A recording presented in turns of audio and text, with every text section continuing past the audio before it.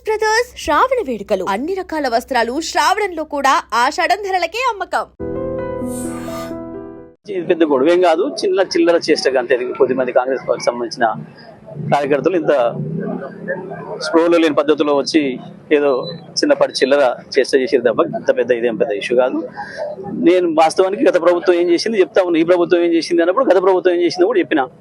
ఇవాళ నీళ్ళు వచ్చినాయి, 3 కోట్ల టన్నుల మెట్రిక్ టన్నుల ధాన్యం పండింది, సన్న ఒడ్లు పండినాయి కాబట్టి ఈ ప్రభుత్వం సన్న బియ్యం ఇవ్వగలుగుతుంది. అందులో సందేహం ఏం లేదు. ఆ విషయాలే నేను చెప్పిన ప్రజలకి.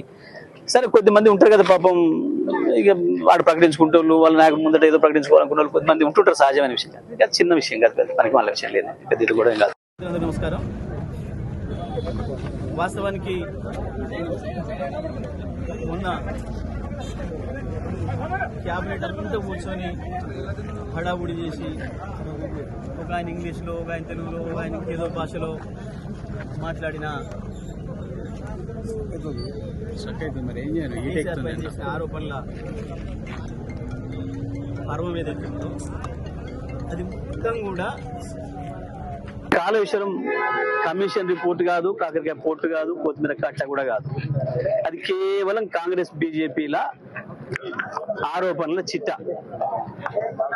అది కేవలం కాంగ్రెస్ బీజేపీల ఆరోపణల చిట్టా తప్ప అది కమిషన్ నివేదిక కాదు. కమిషన్ నివేదికను బయటపెట్టకుండా దాంట్లో అని చెప్పి వీళ్ళు సొంతంగా రాసి తయారు చేసింది వడ్డించింది తప్ప అది ఇంకొకటి కాదు. ఎట్టి పరిస్థితులలో కూడా కాళేశ్వరం కట్టింది టీఆర్ఎస్ఏ, అందులో సందేహం లేదు. కాళేశ్వరంతోనే తెలంగాణ సస్యశ్యామలమైంది, అందులో సందేహం లేదు. కాళేశ్వరమే ఎప్పటికీ తెలంగాణకు జీవధార, అందులో సందేహం లేదు.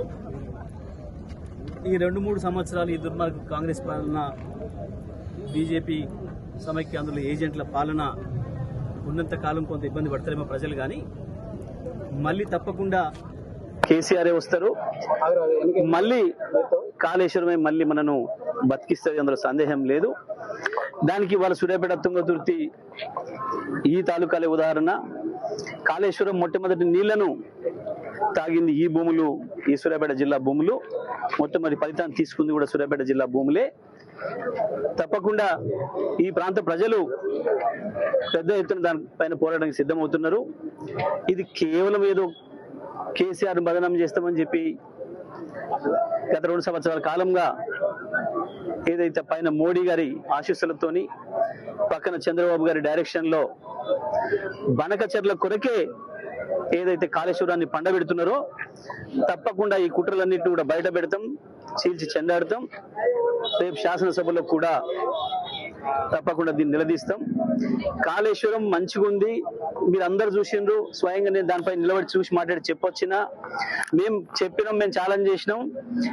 మాకు కాళేశ్వరం కేసీఆర్కి అప్పచెప్పండి, 4 రోజుల్లో మొత్తం ఇటు కింద చిన్న సీతారాం తండ దాకా నీళ్ళు తీసుకొస్తాం, రావి చెరువు నింపి ఇటు మోతే చివరి దాకా తీసుకుపోతాం.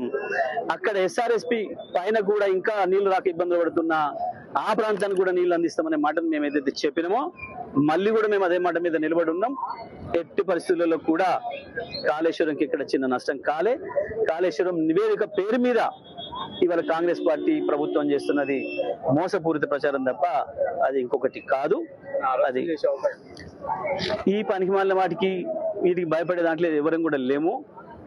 ఈ పని పిట్ట బెదిరింపులు బెదిరించి ఏదో చేద్దామని చెప్పేసి అని చిల్లర ఆలోచనలు చేస్తున్నారు. స్థానిక సంస్థల ఎన్నికలు వస్తున్నాయి, మళ్ళొక్కసారి దాంట్లో నుంచి బయటపడడం కొరకు మాత్రమే చేస్తున్న ఈ చిల్లర ప్రయత్నం డైవర్షన్ పాలిటిక్స్ తప్ప ఇంకొకటి కావు.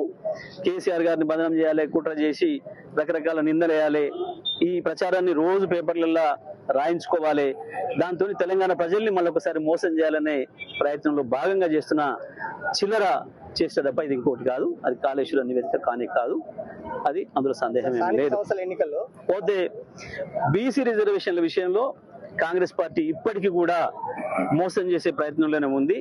కామారెడ్డి డిక్లరేషన్ ఇచ్చి ఈ రాష్ట్రంలో ఉండే బీసీ ప్రజల ఓటును వేయించుకొని మోసం చేసి ఇవాళ తప్పించుకొని ముఖం లెక్క డ్రామాలు చేసి జంతర్ మంతర్ దగ్గర జంతర్ మంతర్ల వేషాలు వేస్తున్నారు వీళ్ళు.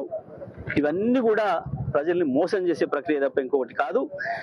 420 హామీలు ఇచ్చి అన్ని రకాల మోసం చేశారు ప్రజల్ని, నిరుద్యోగ యువతని మోసం చేశారు. ఉద్యోగాల విషయంలో విద్యార్థుల్ని 5 లక్షలు ఇస్తామని, స్కూటీలు ఇస్తామని మోసం చేశారు. 2,500 ఇస్తామని మహిళల్ని మోసం చేశారు.